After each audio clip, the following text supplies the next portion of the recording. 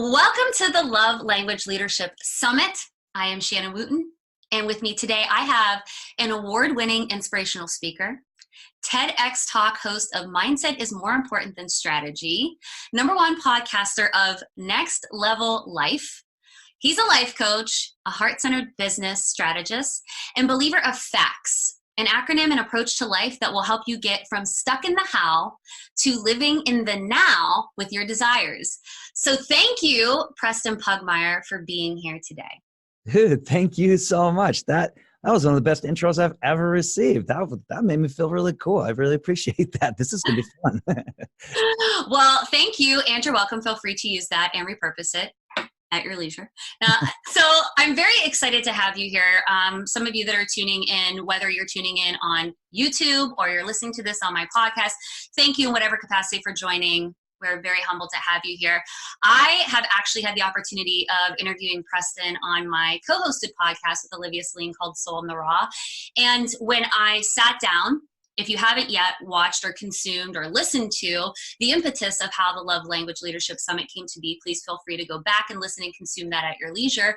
But when I started to think about love in relationship to our lives and the relationship to the evolution of the world, and it just completely transpired into passion and purpose. And I could not think of anybody that I have encountered in the past 2 years that has had more vigor and intentionality about himself than this gentleman right here. So again, I'm humbled and honored, and thank you for being here. Well, thank you, man. Let's do this. I'm excited. So the first question I wanted to ask you is, I have read to all of the listeners, the audience, just the email that I sent out to all of the people that have humbly said yes out of the goodness of their heart to do this and contribute to love language leadership. What made you say yes to contributing? For me, anything involving Shannon, I'm in. I'm all in, because like when we had that interview on the podcast, the Soul in the Raw podcast, you and Olivia, you guys are real. And I know that is thrown around like authenticity and yay and love and everything like that. But you guys are some of the most real, genuine people that I've ever met. And it's really cool. It is absolutely clear that you do not care what other people think. You are just doing your own thing, blazing your own trail, being intentional about what you want to create. And you're not afraid to ruffle feathers. You're not afraid to ask questions that might make people prickly. I just love everything about the way that you guys approach stuff. And specifically, that's why you emailed me and I'm on board. Wow. So thank you for that. Holy crap, was not expecting that, and definitely did not pay him to say that. So thank you for sharing that, and thank you for being here again. So taking this just a little bit further here, underneath the why did you decide to contribute? I appreciate that and I thank you. What does love mean to you? What is love? I know that you're leaving that question intentionally broad, but what love means to me is complete and total acceptance. That's everything. It is encompassed with compassion. For me, compassion and love are synonymous. It's this idea that no matter what somebody is thinking, feeling, going through, whatever, they are still so worthy and valuable. And for me to see that in another human being, I can completely and totally accept them for no matter what. Everybody wants to belong, dude. Mm-hmm. Everybody wants to feel heard, feel seen, feel safe to be seen and heard. Mm-hmm. And that, I'm talking about seeing that in other people, but it gets to start with me. I have noticed in my life, the times where I am not fully accepting myself, mm-hmm. those are the times when it is so much more difficult to connect with others. And so it starts with the idea that I fully accept myself, no matter the flaws, no matter the actions, no matter the shame, no matter anything that I have succeeded at or failed at or anything. If I can really get to the point where I love and fully accept myself, feel safe to be seen and heard by my own self, then I can do that for and with other people. And that's freaking everything, man. Wow. Let's just pause for that. Honestly, first of all, because that's your honest response, something I want to share with those that are tuning in is none of the guest speakers and contributors have been made aware of any of the questions. So that was just as authentic and genuine response. Yeah, That, I don't know what questions you're going to ask me. whew, like that makes your heart skip a beat. And I love that you talked about owning, kind of your safety in yourself to feel loved by yourself, because that can feel really foreign for a lot of people, because it has that connotation of, well, excuse me, if I love myself, then I'm a narcissist. Then I can border on the line of being manipulative of other people, because then I'm only self-serving. Then I'm an egomaniac. Yeah. I think that people steer so far away from that. Like they go about avoiding that, what you just said. And the casualty of avoidance of that is self-acceptance and love. Like they don't have to be binary. Like, I don't know. That maybe that doesn't even make sense. What's really going on for me right now is like, after I said that, and after you're like, whoa, I started thinking like, okay, so I just said that, and it sounds really good because I'm adept at speaking. I've performed and spoken on so many stages and done the TEDx talks and the podcasts and events and blah blah They're blah. cute heels, by the way. I love that he's so humble. Like, I've done the TEDx talk. Like, Well, no, huge. they're amazing, and here's the thing: I'm really good at what I do. I'm fully acknowledge that, but after I said that, I realized like I can string those words together because I understand how to convey concepts verbally.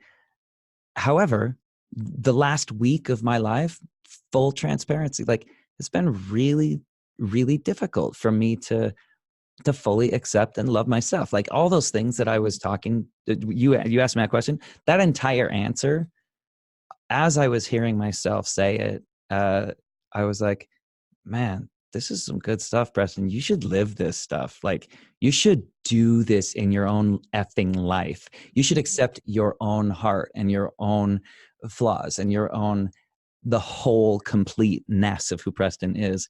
And I don't fully have a handle on that yet. And I'm like this week specifically has been really, really intense for me around a lot of self-love, acceptance, and acknowledging my shame, acknowledging my relationship with God, and or my you ready for this? Acknowledging my avoidance of my relationship with God because of all those things where I haven't been accepting myself fully. And so I don't want to give this impression that I've got that on lock just because I can have a great answer to a question that you asked. Like, Mhm. we're all just dealing with this stuff, man. And it's really fascinating. I love that you said that too. And I love that you put that piece in there so authentically again.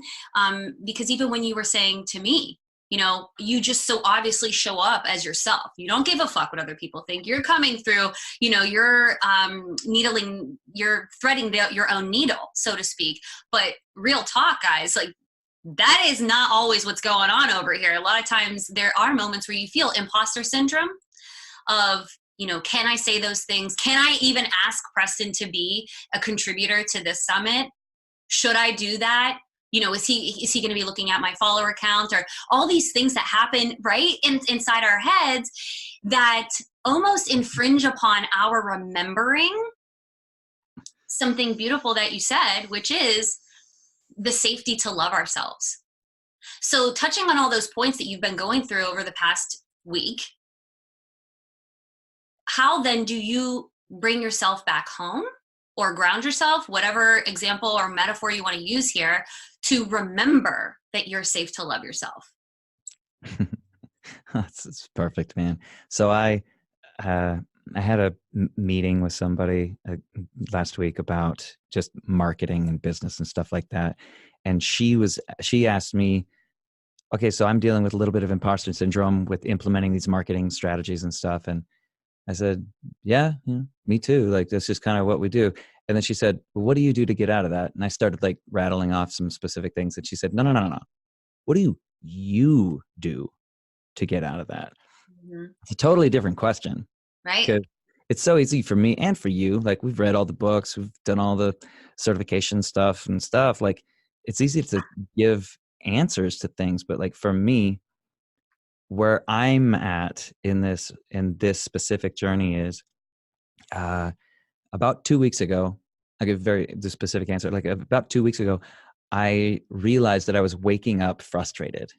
Like I was just like waking up with like anxiety and frustration around, what is my relationship, my marriage going to look like today? What is my business going to look like today? How am I going to feel about myself today? And I was like, okay, I'm going to live my own training, and I'm going to start with the absolute smallest thing that I can possibly do, which is I wake up and it's dark. And so I wake up, and the first thing I do in a completely dark room, like it's 6 a.m., is I smile. Mm. And it's the tiniest little thing, but it sets an intention for like, I'm going to choose happiness Mhm. no matter what the moment. Like, I don't want to be waking up at 6. I don't want to be in a dark room. I don't want to be like, I don't want any of these things, but I'm going to choose happiness. And then I started being intentional about exercising, but I'm not going to say, okay, I'm going to exercise for an hour every day. No, I'm going to give myself compassion, and I'm going to do 5 minutes, just 5 minutes, Mm. which is 50 push-ups and 30 sit-ups. That's it. And I'm going to do that for 2 weeks. And then I'm going to add on to that, because I got overwhelmed with the things that I was trying to do, like these big dreams, Grant Cardone, 10X, everything. And it's like, it was just weighing me down. And so I'm successful. I have success. But so what? Because Tony Robbins, success without fulfillment is the ultimate failure. Right. And so I'm smiling when I wake up.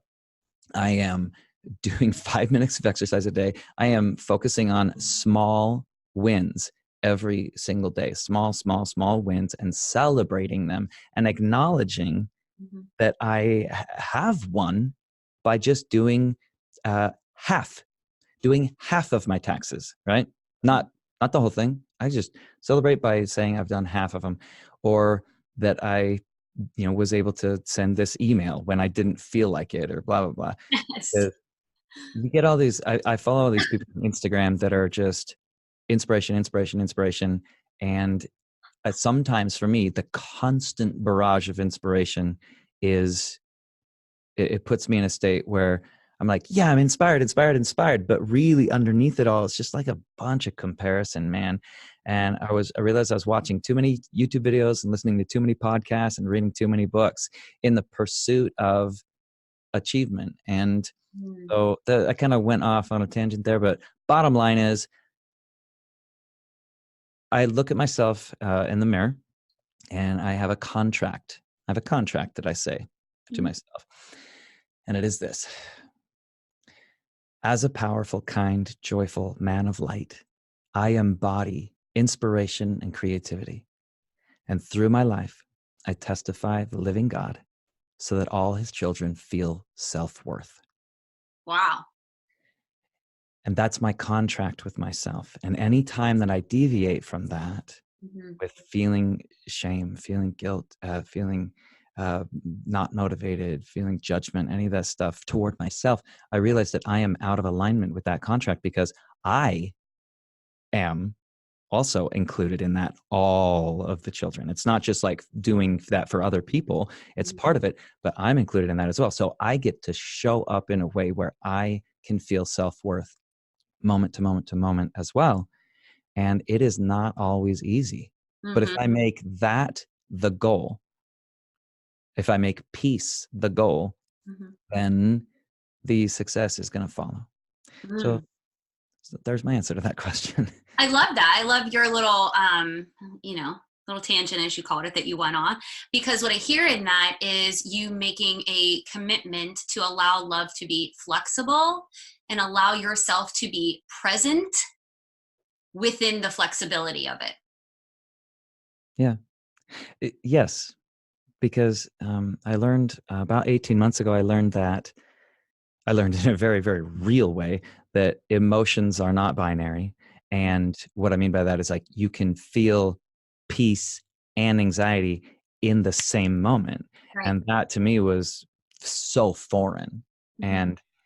And so talking about the flexibility of emotions, flexibility of love, flexibility of doing this, but being compassionate all along the entire way.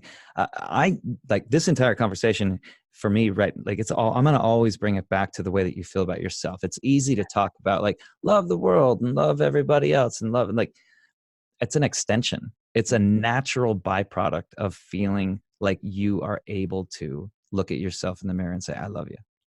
Yes. And it actually leads perfectly as a segue into my next question, or what I'm curious about is, as humans, inevitably, I think you can, say whatever you choose, obviously, about this, is I believe inevitably along the road of life, we're going to face comparison. We're going to look at other people, and whether it is in the moment perceived as I want what they have, or we allow ourselves to become present to, I'm actually judging them for having it and me for not, we encounter comparisonitis. And when we encounter comparisonitis, I love what you're saying too, because about the awareness is even in the presence of our peace, we can still have anxiety. So by rights, then, even in the presence of our lack of love, we can still have love for ourselves. And that comes through via compassion, right? So you're laughing. I don't, what are you laughing about? I'm laughing at how profound that is. Like I'm laughing at like, oh, like obviously, like you just, I just had a breakthrough just with you saying that. Like even in the lack of love, we can still have love for ourselves. Yes. And because I'm over here talking about like I can have peace and anxiety at the same time. I've experienced that. Mhm. I have not experienced what you just said, a lack of love with still having love for yourself.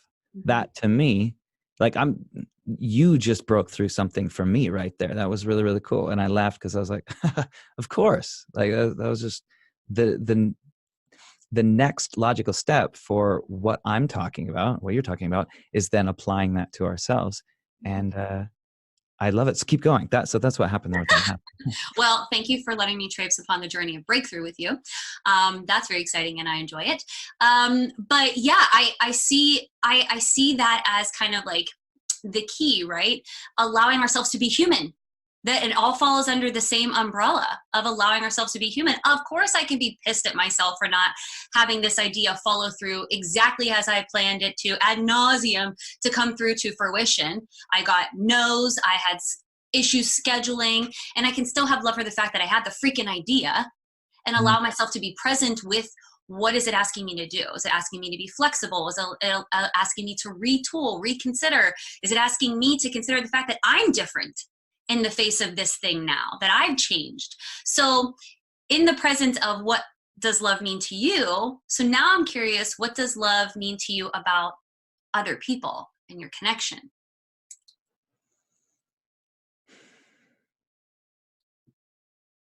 To me, love for other people means letting go of control. Mm. Uh, I have so many ideas about how things should happen. And I did air quotes if you're listening to this on audio, but like, It's like we all do. Let's yeah, be yeah. real.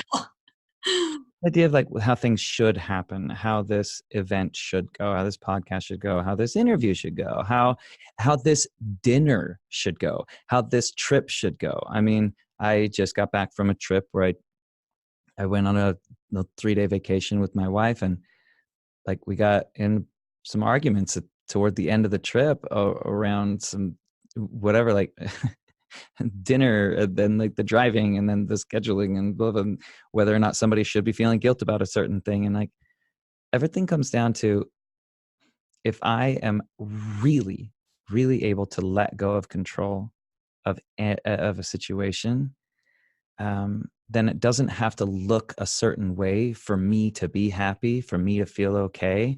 And Mhm. then I can really love another person for them. Mhm. not for what they do for me and whether or not they fit into this idea of what life or business or relationships should look like to me. Mm-hmm. And then I can just be like, oh, that's different and that's okay. And I love them because they have value and they have worth independent of my relationship with them. And so if I come in and say, well, I'm only going to love them if they conform to my idea of what something should look like, then I am putting conditions on their value as it relates to my ideas of how things should look. So I'll summarize here. The way that I view love as it relates to other people is letting go of the control of Mm-hmm. something and seeing them for their true worth. Wow. So what I hear is not having an agenda. Yeah. Yeah. For real. Yeah, And kind of like just letting it, kind of what we're, not kind of, what we are doing here, organically unraveling this, dissecting it, just two humans having a freaking conversation about love, which is, in my opinion, outside of music, which I feel you would agree on, the most universal language that there is, right? Because you can have an instant connection with someone with complete nonverbal cues. It could be a look, right? For anybody listening, how many times have you been in that moment with a significant other where you're at that new butterfly stage where you look across the table and you're like, whoa, that was the look. That was the, like, I'm digging you look. And I don't know if you're digging my steak, but you're digging something over here, right? Like, it's that, they didn't have to say it, you just know. And so I love that you're pointing out that, especially in today's world where everything is nearly instant gratification guaranteed, right? You want to go and find an inspirational quote on Instagram, just open the damn app. Literally, just open it, right? And it's there, it's available for you. Be inspired or don't be inspired, but it is also through the filter of which you're willing to ingest it. So what I hear you saying is, I'm showing up without an agenda of I'm doing my best. I'm doing my best, right? Because sometimes you walk into a room and you're like, you meet that person, you're like, I don't know why I don't like you, but I just do not like you. It just hits you that way. And you can leave it there, and that could be perfectly fine. Other times you encounter someone and you have that, like I said, that instantaneous chemistry of like, this is all going to work out. And what I hear you saying is that just showing up and allowing them to be them.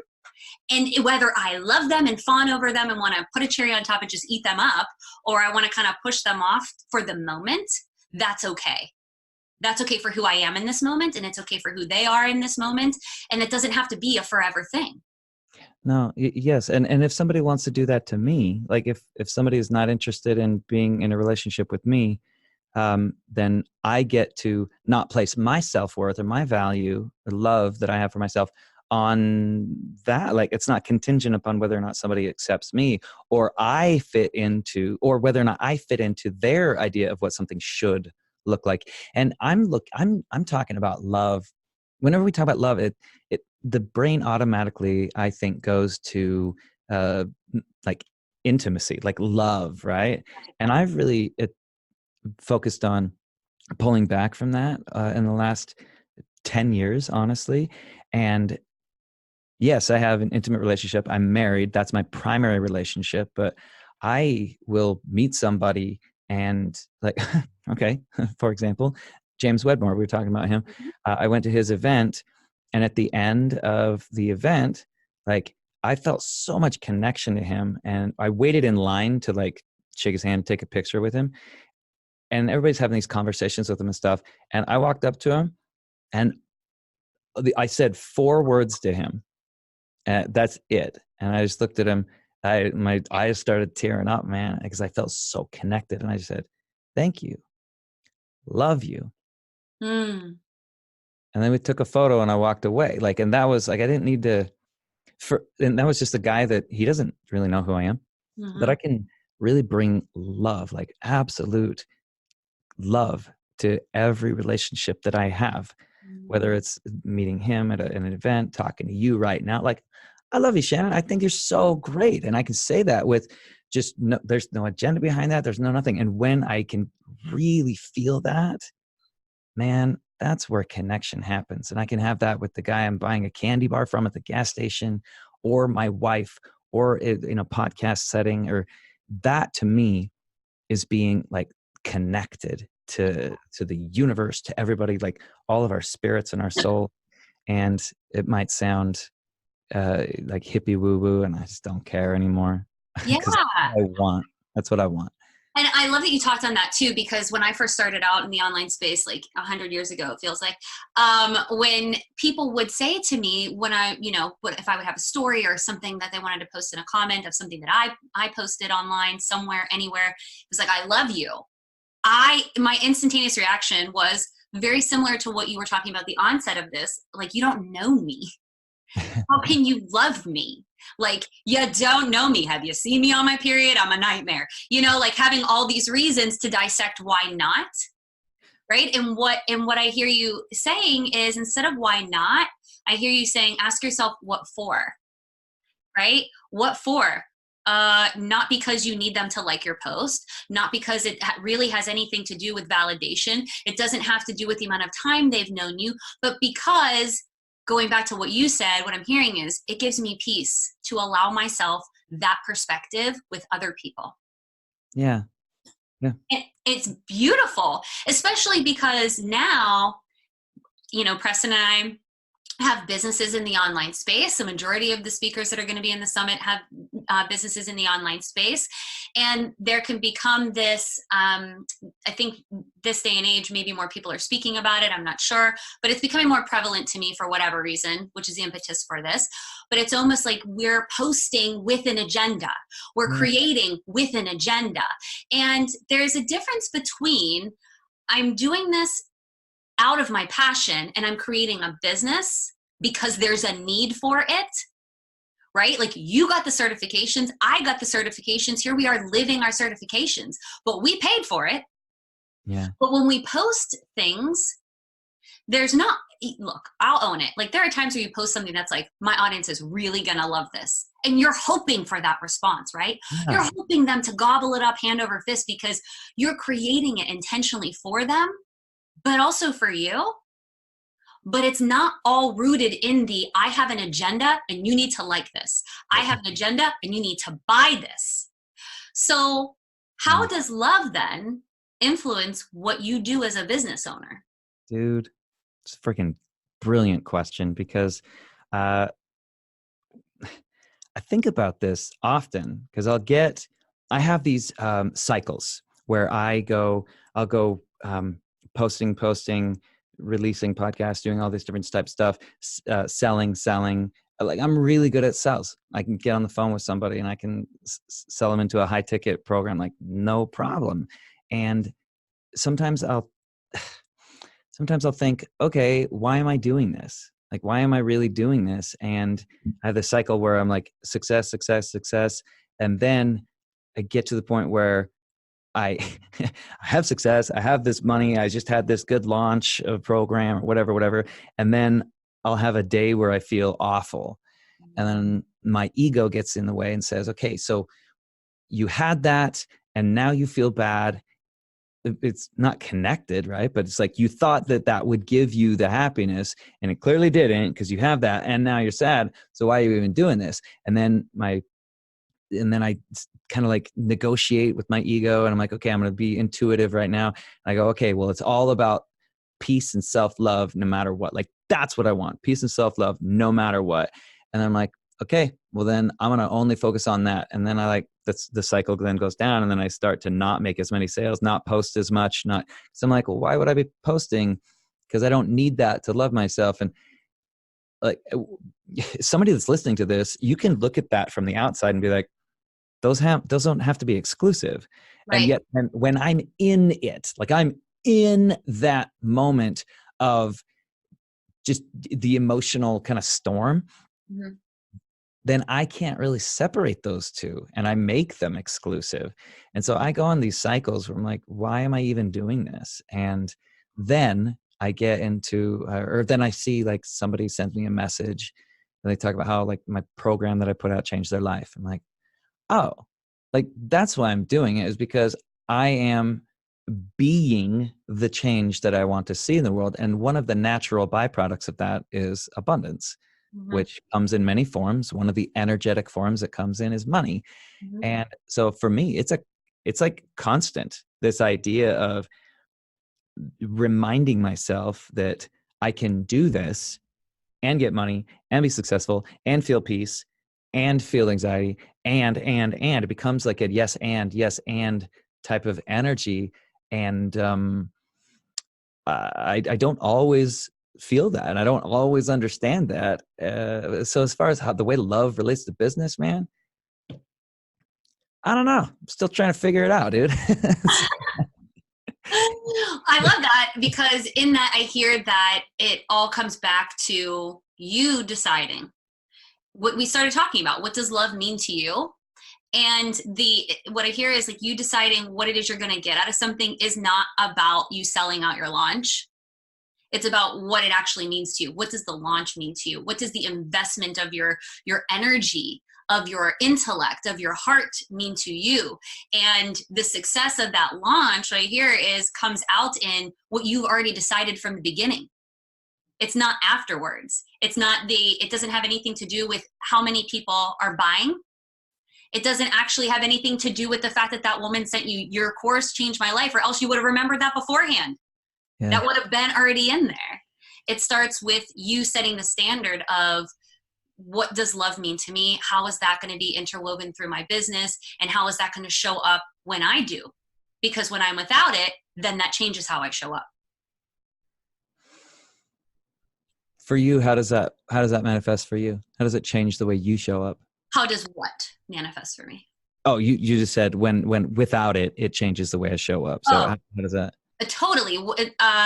You said it, you hit it dead on. Like when I am in a place where my love has been removed from me, from myself, then I am in a 1,000,000% a dance with a disempowered ego. I believe that there are, positives to everything. It's all based off of how we use it. Like, it reminds me of that cartoon, like Daffy Duck, like that he would pick up the baby, he'd be like, and I will love you and squeeze you and hold you and suffocate you until your eyes pop out of your head. Like, there is too much of a good thing, right? Can turn bad. So I believe the same thing is said for our ego. Our ego is just I. The ego is I am. Who the hell are you? What do things mean to you? What do you stand for? How does that shape how you decide? How does that influence and impact how you show up into the world? Yeah. To take something and to turn it on its head and to make it all wrong is to then say those things are wrong too. Deciding who I am, deciding what I want, deciding and declaring that my intention is to show up from love, and that leads my agenda, versus trying to control whether or not you're going to buy from me, whether or not you're going to like me, or whether or not you're going to give a shit about what I do for a living.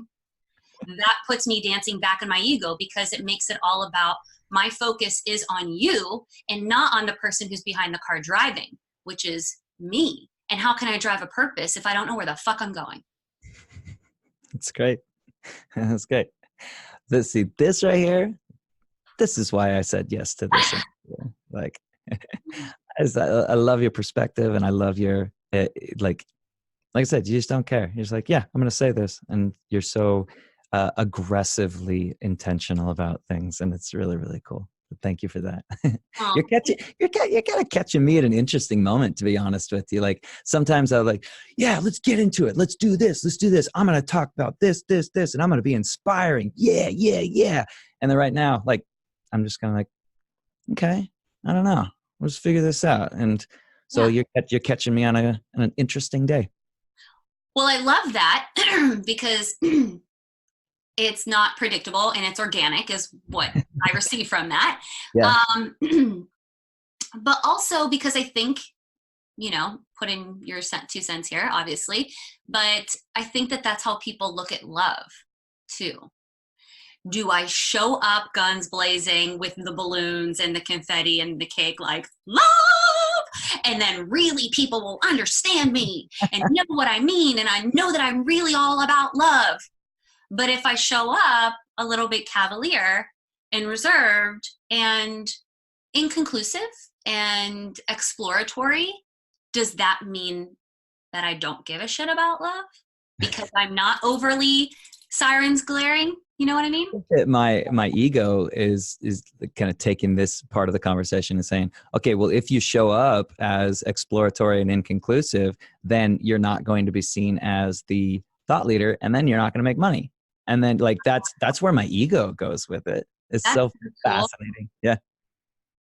So, excuse me. Are you willing to indulge me for a second? 100%. Let's do Okay, it. cool. Thanks for playing along. And you guys, thanks for listening. You humans, thank you for listening. Do you believe that? Do you think that that's true? What I just said about money? Yeah. No, about love and making money. Oh, well, so this is where it gets interesting, because when I show up as exploratory and inconclusive, I don't, uh, the way that manifests for me is withdrawal. Like, when I say withdrawal, I'm like, what's the word I'm looking for? Where you sit and think about something. I'm processing stuff and I'm being introspective is the word I was looking for. And when I'm exploratory, inconclusive, introspective, and processing, I don't do that publicly. And as a result of not doing it publicly, when straight up, when you are not putting offers in front of people, they are not giving you money. Right. And so for me, it is true because of how I show up as a result of that. Like that's just kind of the way that it happens for me. That's the manifestation of it for me. Mm-hmm. And so, yeah, it ends up being true, but that could be a self-fulfilling prophecy, and I'm totally open to that. Yeah. The answer to the question, is it true, is yes, based on results. Yes, based on my observation and my experience. It doesn't have to be like that, but that's how it has been. I love that. I love that. And I think that that's very applicable to this conversation too, because, we're creatures of habit for the most part, and we're pack animals. Just like you said at the onset of this conversation, we're just all looking to belong.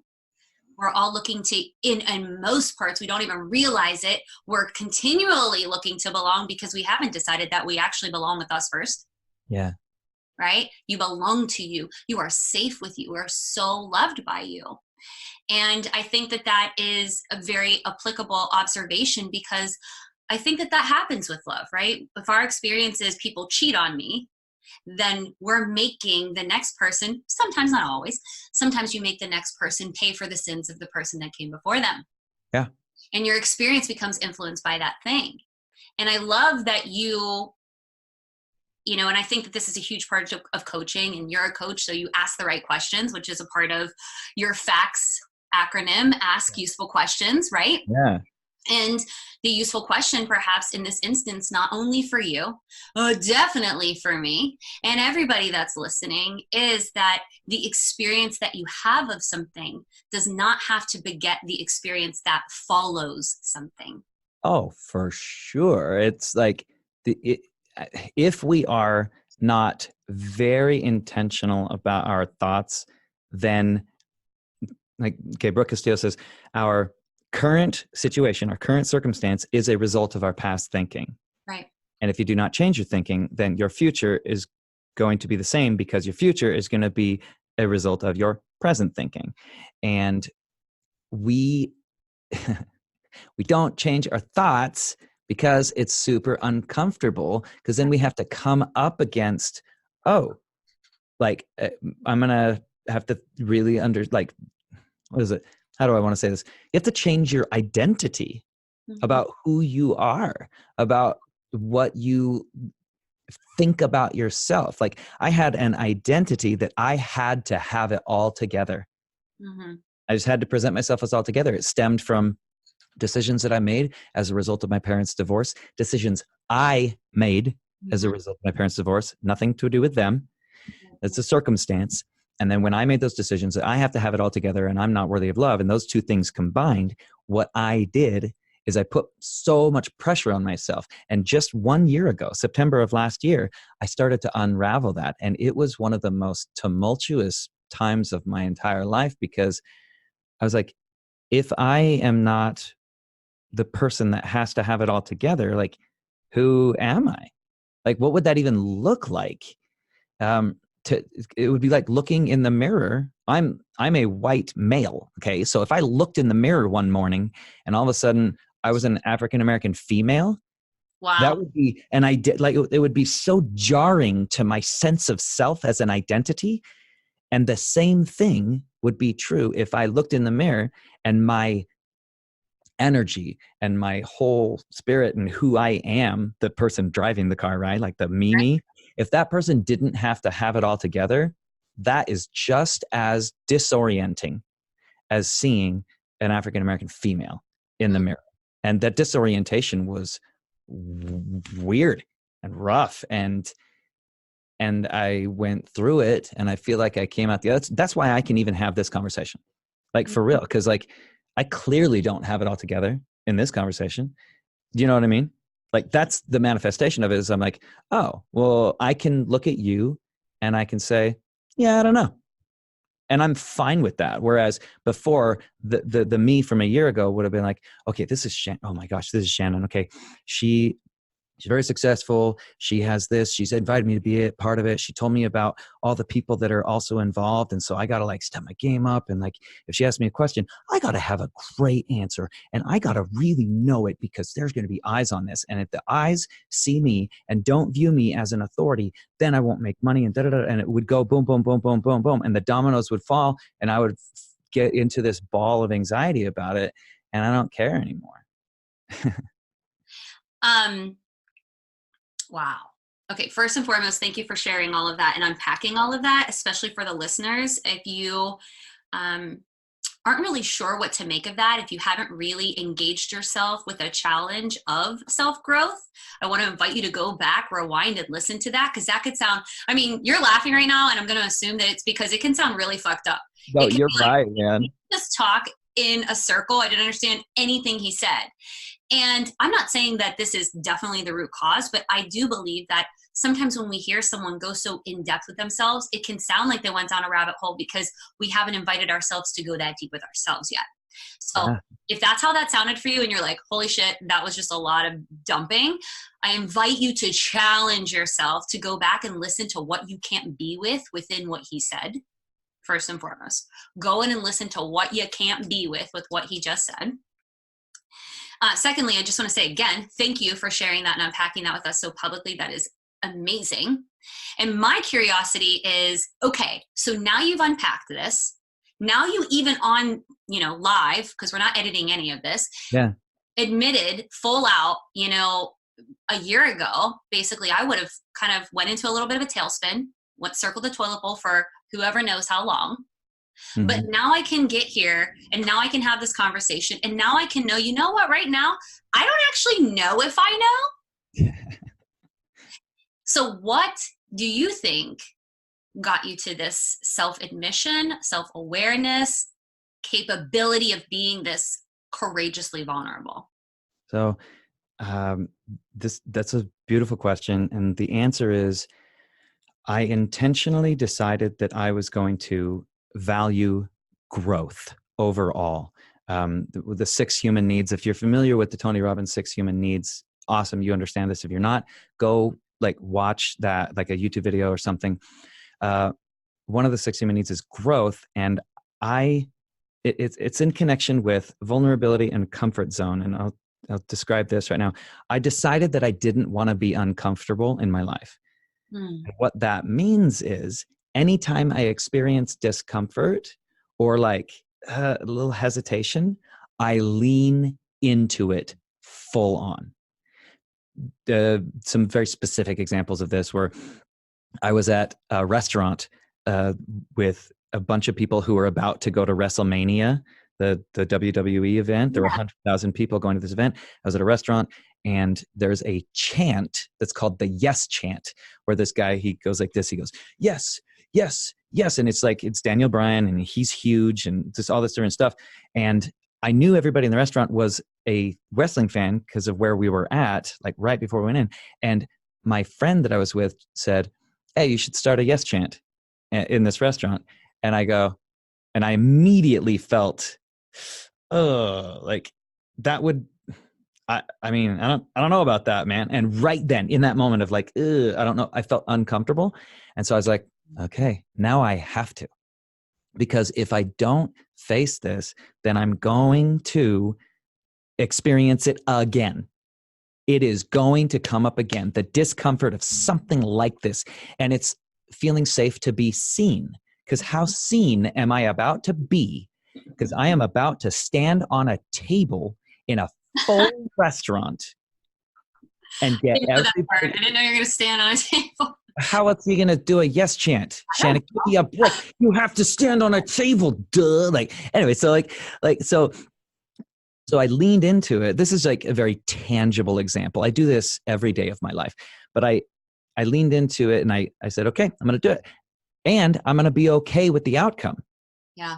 And that's gonna come into play here in about 10 seconds, because I stood up on the table and I went, hey, everybody. And when somebody does that in a giant, big crowded restaurant, everybody looks and everybody like gets quiet. And I said, let's do this, everybody. And I went, yes, yes, yes. And I was like, I was giving it my all. Like I was 100% full on in, and nobody did it with me.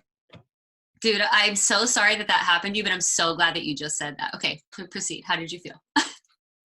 Well, I felt like, oh, okay. That was a bummer.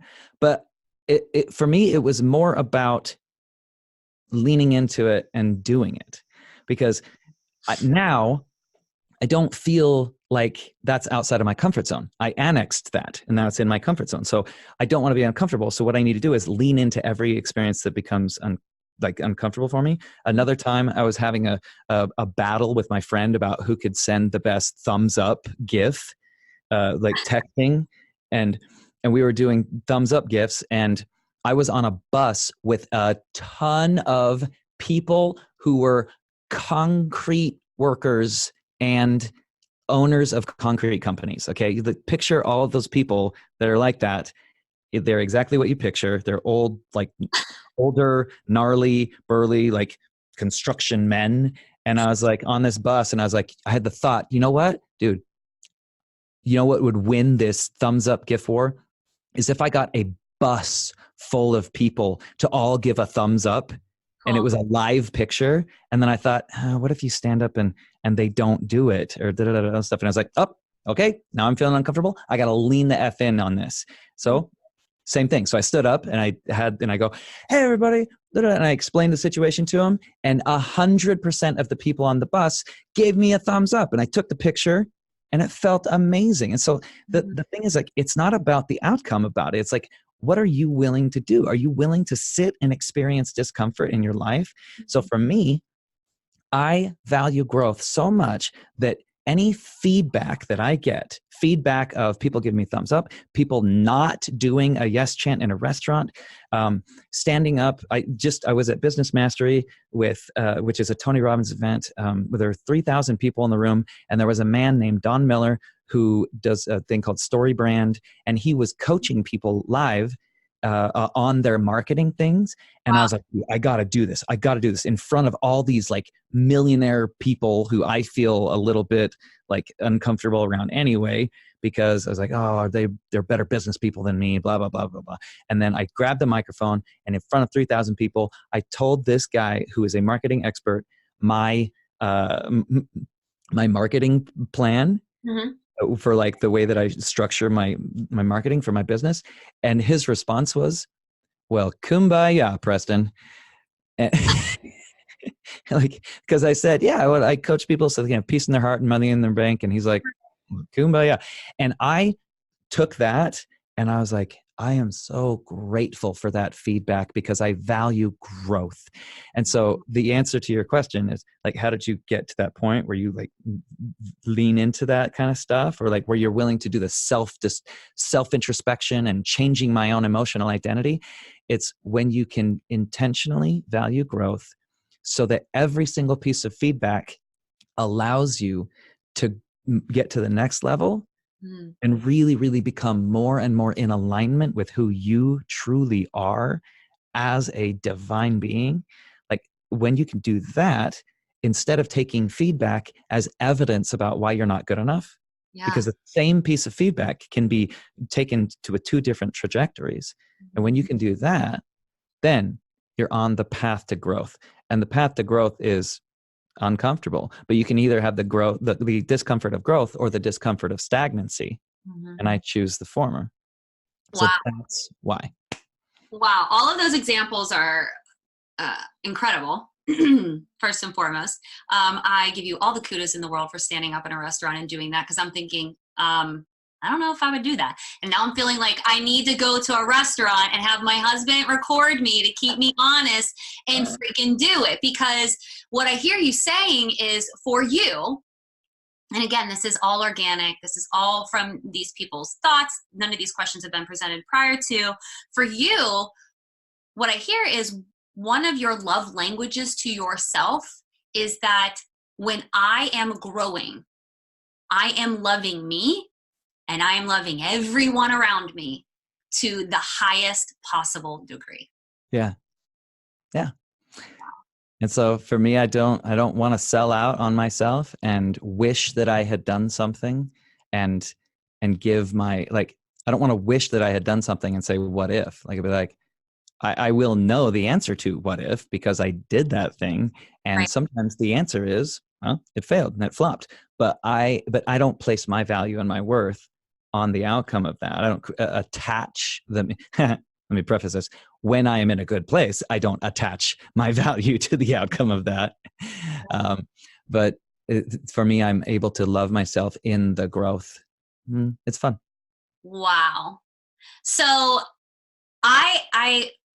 I'm completely blown away by your honesty and your transparency here today. And for all of you that are listening and or watching via YouTube, hello, hi, thanks for being here again. I hope that you learned a lot from this very honest and very frank conversation, and have respect and consideration for how brave and courageous it is to get up in front of YouTube, or if you're listening via the podcast, and speak honestly and coherently and be in the moment talking about love. And this is the complete impetus for why I wanted to do this, is to allow ourselves to realize kind of what you put it in a beautiful period in the end of this entire conversation with, is that sometimes the path to any end, any direction, is very uncomfortable.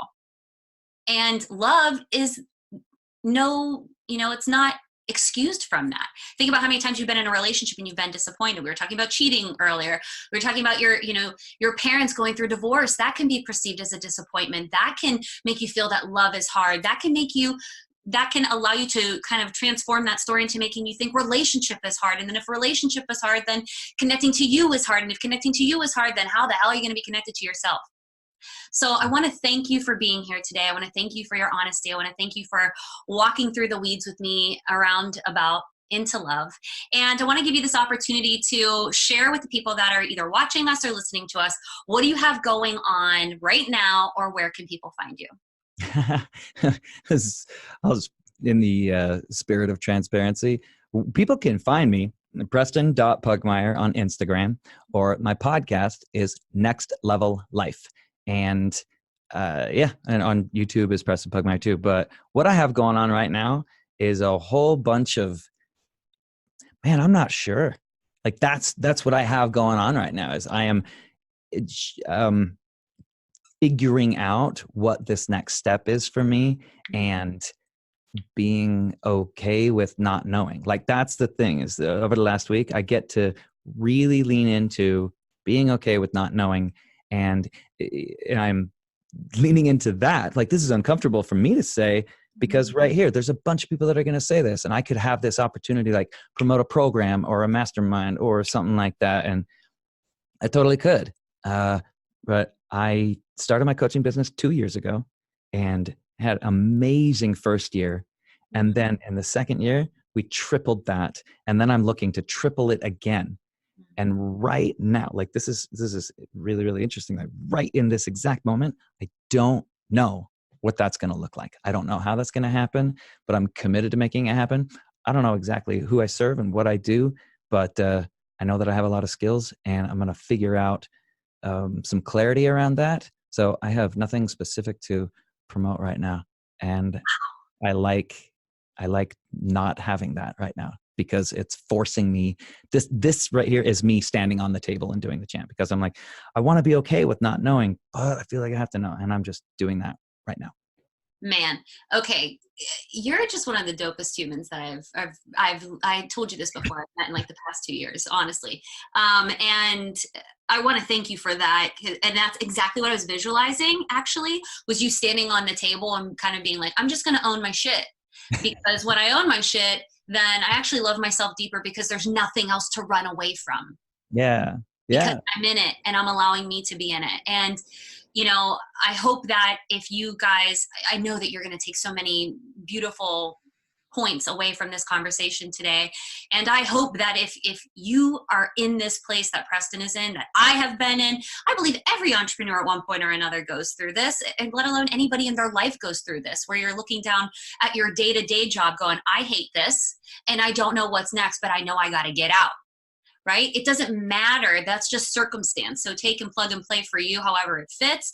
And if you relate to this, please, please, please message Preston, give him your kudos, show him some love, because that's not an easy thing to do. And he is showing up like a champion for growth by loving himself and being honest with you guys. So a big thank you to you, the audience, for joining us. See the show notes for a special freebie from me if you're tuning in via YouTube, and for today's guest links on how to connect. And because love is meant to be shared and sharing is caring, if you loved this conversation, please feel free to share this content with a friend, or as I said, message one of us directly and we'll be happy to answer any of your questions. Otherwise, thank you, Preston, for being here. I can't thank you enough. I absolutely love you and I champion for you, and I'm honored that you were able to be here today. Thank you. Thank you so much. Love you back. Thank you. And thank you all again, the audience, whether you're tuning in with us via YouTube, what's up, or you're listening on a podcast. We hope you guys enjoyed this, and be good to yourself for fuck's sake. And we'll talk to you soon.